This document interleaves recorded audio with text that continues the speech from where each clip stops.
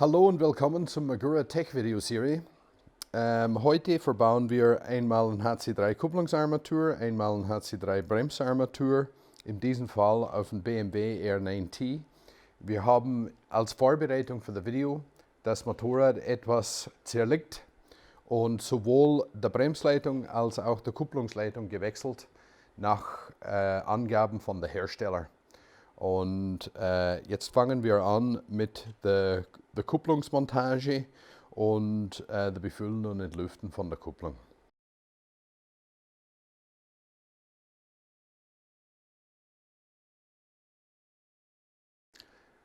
Falls sich irgendjemand fragt, warum wir eine neue Kupplungsleitung verwenden, im Endeffekt ist die Kupplungsleitung gleich von der Länge. Es ist nur der obere Fitting ist hier auf der Originalleitung nicht passend für Radialgeber. Also haben wir eine Leitung mit der gleichen Länge oder vielleicht 1-2 cm länger und eine M10 Ringfitting oben.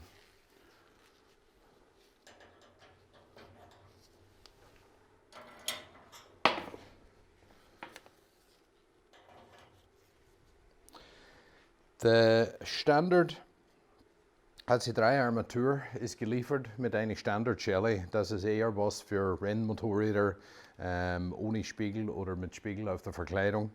In diesem Fall benötigen wir eine Spiegelschelle. Die Schelle an der HC3 wird oben fixiert und unten geklemmt, wie man hier hoffentlich sieht. Und die Befestigungsschrauben für die Klemmung an der HC3 sind 2 Titanschrauben. Manche Kunden haben uns gefragt, wie die Behältermontage erfolgt. Am leichtesten montiert man zuerst den Behälter mit der kleinen Schlauch und die 2 Klemmungen und dann wird es sofort klar, wie die Halterung zu verwenden ist. Jetzt verbaue ich das am Motorrad. Ich muss es nicht ausrichten. Irgendwelche Feinjustierungen machen wir im Nachhinein.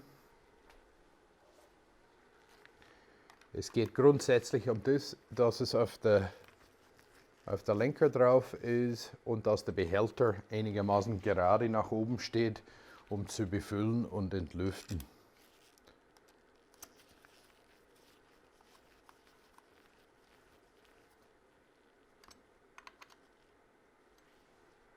Okay. Und dann verbinden wir die Leitung mit unserer Hohlschraube und die 2 neuen Dichtringe. Ein Dichtring unter das Ringstück, eins oberhalb.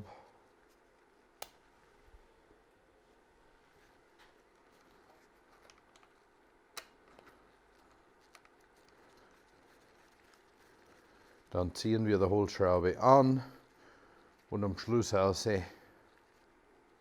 werden wir das mit Drehmoment anziehen.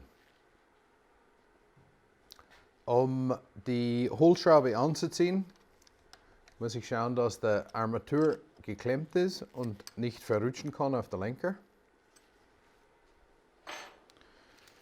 Dann in diesem Fall ziehen wir mit 15 Newtonmeter an.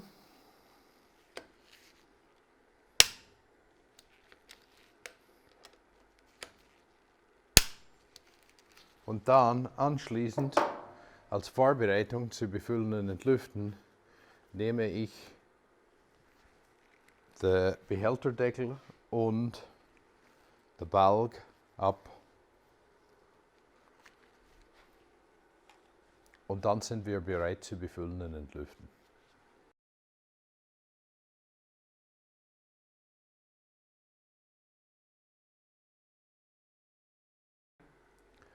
Um das System jetzt mit Öl zu befüllen, ich werde eine kleine Ölmenge in den Behälter reingeben und dann setze ich eine Spritze hinten an den Nebenzylinder ran, an den Entlüftungsnippel, mache den Nippel auf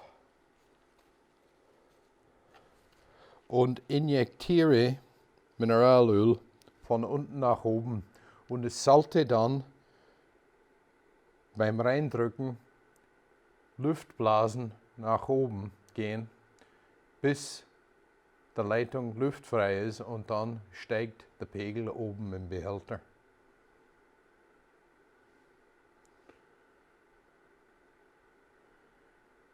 Wie es jetzt macht.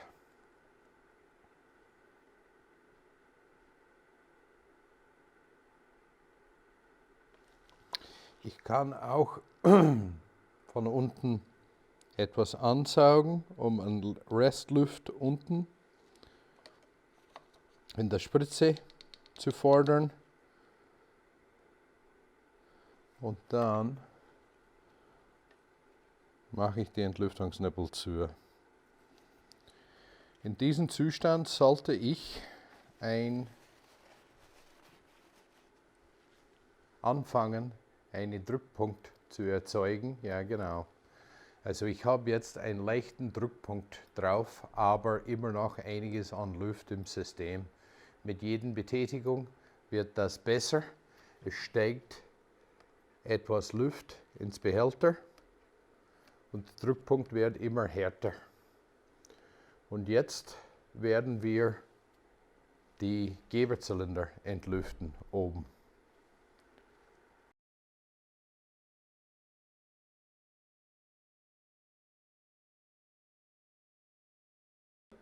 Um die Geberzylinder dann anschließend zu entlüften, setze ich einen weichen Schlauch drauf, der luftdicht abgeschlossen ist an den Entlüftungsnippel.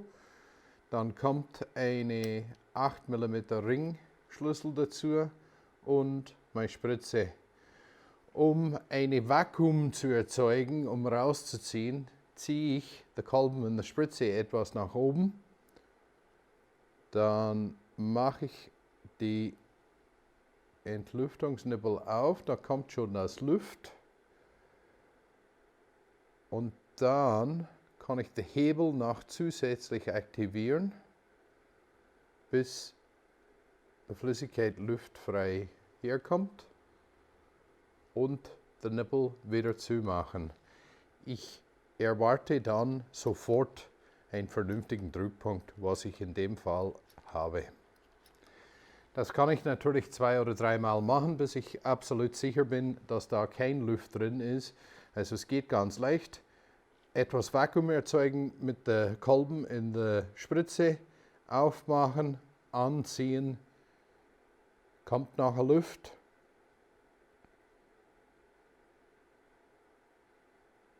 Und dann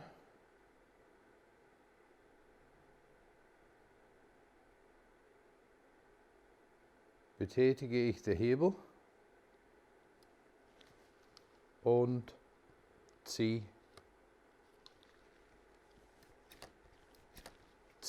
den Hebel, habe einen vernünftigen Druckpunkt und dann, um den Schlauch abzuziehen, erzeuge ich wieder einen Unterdruck mit der Spritze, um den Schlauch abzuziehen, weil dann geht die Flüssigkeit in der Spritze rein und nicht überall am Motorrad. Dann habe ich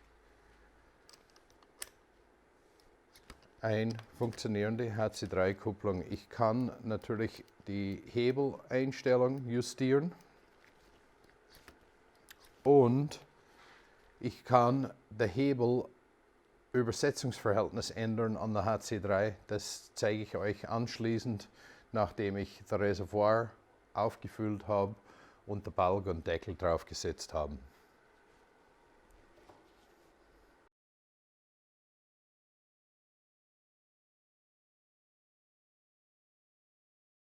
Okay.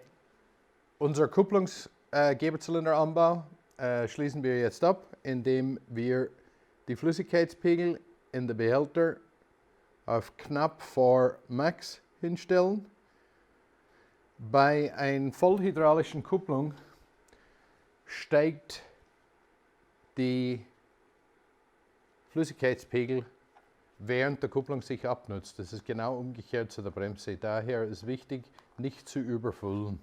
In diesem Fall habe ich kurz vor der Max-Linie aufgefüllt. Um Dann nachher die Verbindung zwischen dem MAGURA Kupplungsschalter und dem BMW Kabelbaum zu schaffen. Der BMW hat ein CAN-Bus Electric System und es ist nicht zu raten, reinzuschneiden in den BMW Kabelbaum. Die leichteste Möglichkeit hier eine richtigen Plug-and-Play-Lösung zu schaffen ist beim BMW-Händler ein normale Kupplungsschalter zu bestellen und dann den Kupplungsschalter hinten aufzusägen und reinzulöten und damit kann ich das hier fixieren und habe dann ein richtiges Plug-and-Play-Lösung und es ist jederzeit möglich zurückzubauen auf die originale BMW-Armatur. Ich muss dann zusammenbauen, meine Spiegel reinsetzen. Ich kann auch dann während der Probefahrt die mechanische Hebelübersetzungsverhältnis ändern. Diese Sache werde ich bei der Bremsarmatur zeigen und jetzt machen wir uns an den Anbau von der Bremsarmatur.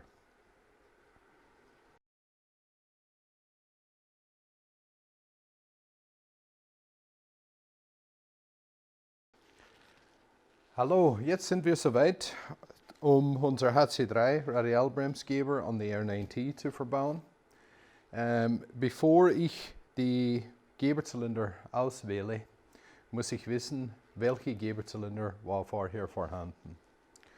In diesem Fall bei der BMW wird eine Axialkolben im Kolbendurchmesser 15 mm eingesetzt.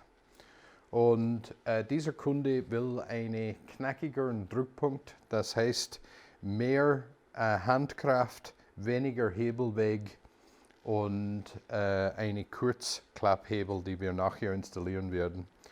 Und in dem Fall haben wir dann entschieden, also wenn ich von 15 Axial auf Radial umswitche, dann sollte ich eigentlich einen Kolbendurchmesser nach oben gehen, um einen ähnlichen Bremseffekt zu haben. Und in diesem Fall, da der Kunde ein richtig knackiges Druckpunkt will, haben wir die 18 mm Variante ausgewählt und wir werden es nachher in der 17 mm Stellung einstellen. Die HC3 von der Klemmung her, wie man sieht, ist oben festgeklemmt und hat unten dann diesen Spalt zu klemmen. Und bei diesem Motorrad benötigen wir eine Spiegelschelle. Die Spiegelschelle ist ein optionalen Extra. Und ich nehme die Standardschelle ab. Die Schellenbefestigungsschrauben übrigens an der HC3 sind Titanschrauben.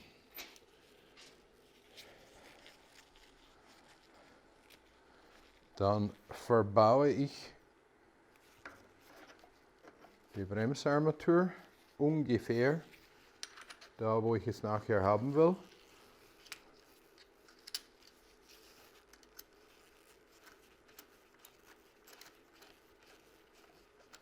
Schraube die obere Klemmung anlegend und die untere Klemmung mit Spalt.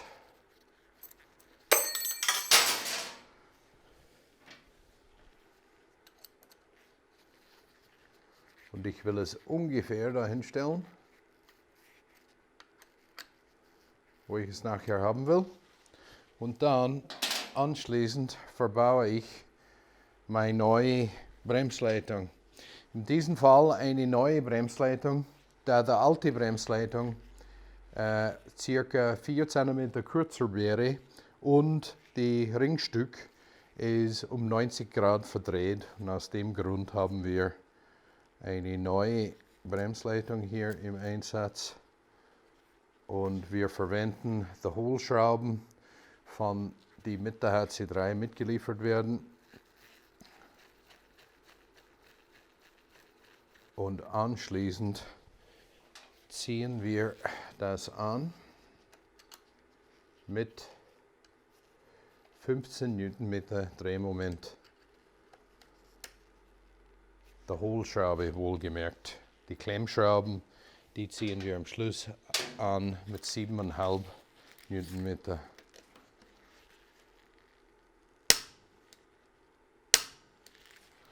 Und schon ist der HC3 verbaut und jetzt machen wir uns auf an die Befüll- und Entlüftungsprozess.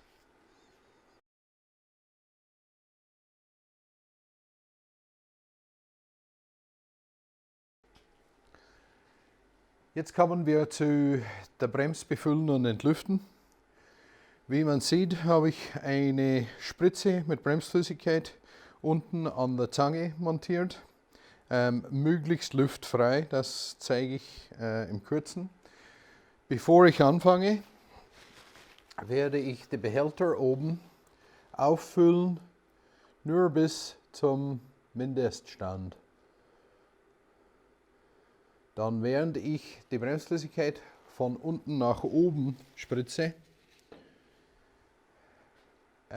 sollten hier Luftblasen in der Reservoir. Im Endeffekt, die Zangen, Leitungen, ABS-Gerät sind mit Bremsflüssigkeit voll und ich muss jetzt durch die letzten Leitungsstück und einen Geberzylinder reinfüllen. Dazu, bevor ich hier anfange reinzuspritzen, erzeuge ich wieder etwas Unterdruck, indem ich den Kolben anziehe und dann beim Aufmachen bekomme ich ein paar Luftblasen, die ich nicht in die Zange reinspritzen werde. Die Luftblasen müssen dann nach oben wandern in der Spritze, weil die will ich nicht in die Zange reinpressen. Also der Luft hat sich jetzt oben in der Spritze gesammelt und ich habe jetzt eine luftfreie Verbindung zu der Bremsflüssigkeit in der Zange. Jetzt spritze ich rein und oben kommt etwas Luft und der Behälter füllt sich.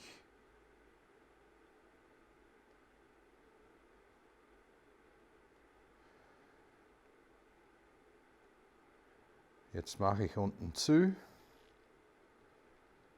Ich habe hier ein paar Tropfen Bremsflüssigkeit, auch hier leicht mit Bremsflüssigkeit. Wenn ich hier zu viel Druck ausübe auf der Spritze, besteht die Möglichkeit, dass irgendeine Verbindung sich löst und dass ich die gesamte Motorrad in Bremsflüssigkeit verspritze. In dem Fall mit viel Wasser. Bremsflüssigkeit ist hygroskopisch und es bindet sich mit Wasser. Also in dem Fall schnellstens alle betroffenen Teile mit Wasser feucht machen und dadurch wird die Bremsflüssigkeit nicht irgendwie als Lackverdünner da wirken. Bevor ich die Spritze abziehe, tue ich wieder einen Unterdruck erzeugen und dadurch geht die Flüssigkeit und die Luft in der Spritze rein, statt irgendwie auf das Motorrad. Und dann unten an der Zange, nehme ich in diesem Fall Bremsenreiniger, tue da etwas einsprühen und abwischen. Und dann habe ich mein Bremssystem befüllt. Jetzt mache ich mich um die Entlüftung von dem Geberzylinder oben. Das machen wir jetzt.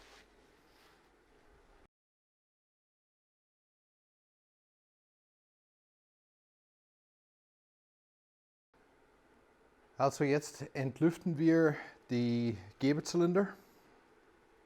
Ich habe einen Schlauch aufgesteckt auf den Entlüftungsnippel. Jeden Radialgeberzylinder hat einen Entlüftungsnippel, weil es immer ein kleines Volumen Luft oberhalb von der Anbindung zu dem Behälter hat, wo Luft sich anstauen kann. Ich erzeuge wieder einen Unterdruck mit der Spritze, indem ich die Kolben hochziehe. Und dann mache ich den Entlüftungsnippel auf. Da kommt gleich etwas Luft. Dann ziehe ich den Hebel, bis die Flüssigkeit luftfrei herkommt. Und dann mache ich den Entlüftungsnippel wieder zu.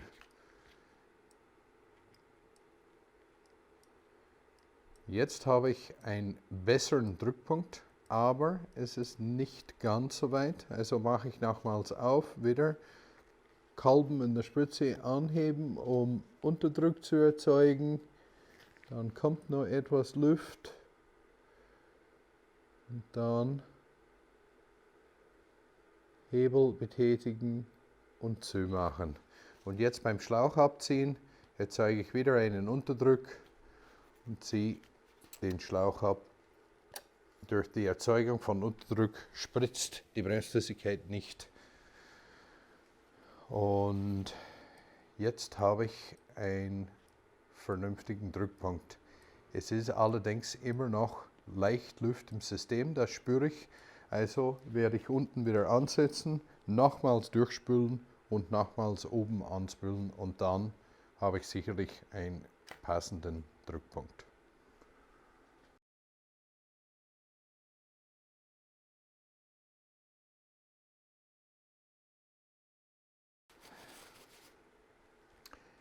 Jetzt haben wir das System nochmals durchgespült von unten und auch der Geber wieder entlüftet. Und jetzt haben wir einen vernünftigen Druckpunkt. Jetzt werden wir den Behälter mit Flüssigkeit auffüllen.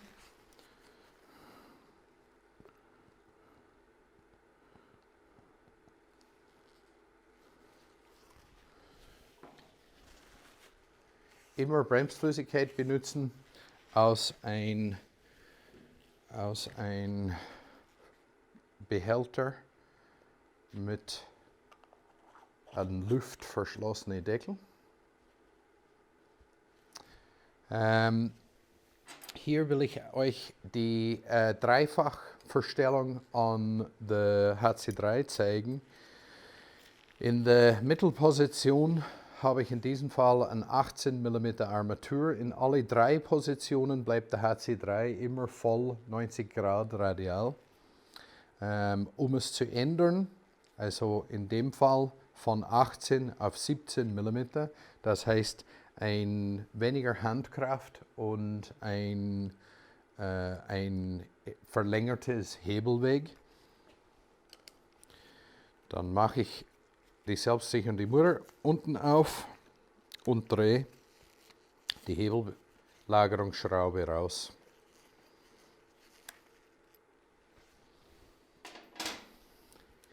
Hier gibt es 3 fixe Positionen, also ich kann eigentlich nichts verkehrt machen.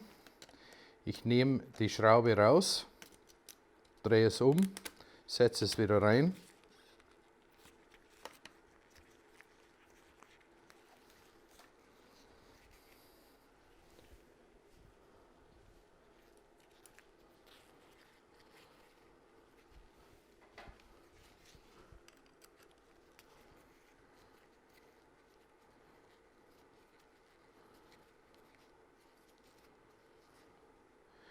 Ich muss aufpassen, hier nicht zu überziehen. Ich muss es nur ganz leicht anziehen und dann unten kantern. Wenn ich es überziehe, dann ist die Rückstellwirkung von der Kolben etwas verlangsamt. In diesen Positionen habe ich mehr Hebelweg und benötige weniger Kraft. In der mittleren Position benötige ich mehr Kraft zum Ziehen, habe aber einen verkürzten Hebelweg und in der obersten Position das gleiche nochmal etwas extremer. In diesem Fall werden wir jetzt den Kurzhebel holen und ich will euch zeigen, wie man die Hebel wechselt und dann können wir die Spiegelschelle montieren und wir sind bereit zum Probefahrt.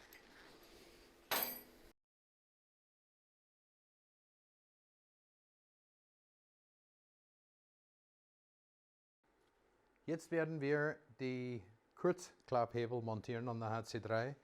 Der Kurzklaphebel ist ein optionales Zubehörteil. Wie man sieht, es ist eigentlich eine Zweifingerhebel, eher für eine sportliche Betätigung.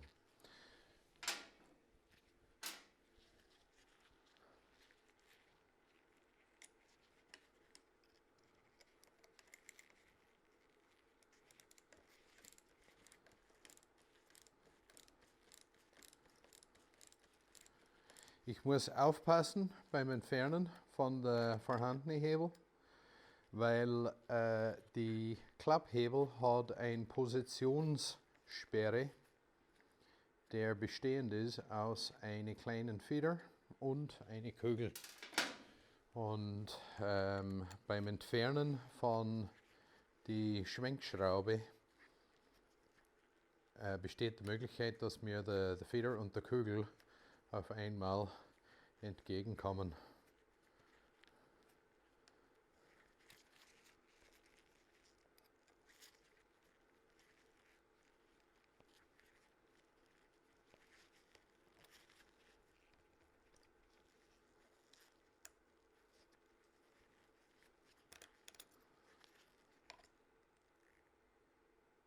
Also der Feder bleibt drin, und der Kugel bleibt am Ende von der Hebel.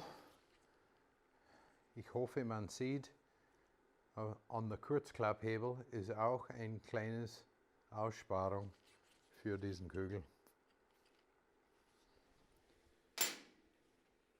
Dann muss ich beim wieder reinsetzen aufpassen, dass der Kugel genau an der Feder ransetzt.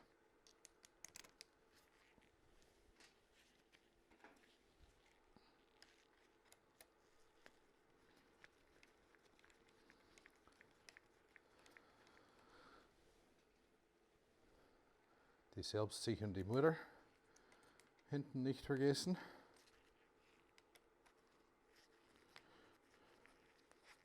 Und dann schraube ich die Schrauben in die Endstellung rein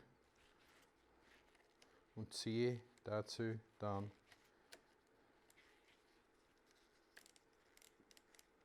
die selbstsichernde Mutter an.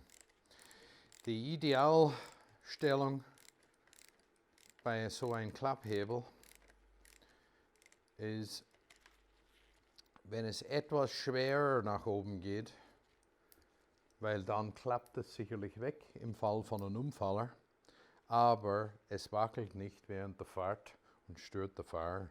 Also so habe ich jetzt eine Zweifinger-Bremsbetätigung und mein HC3. Beide sind jetzt verbaut. Ich baue jetzt diesen Motorrad wieder zusammen und mache eine Probefahrt. Also vielen Dank für das Zuschauen.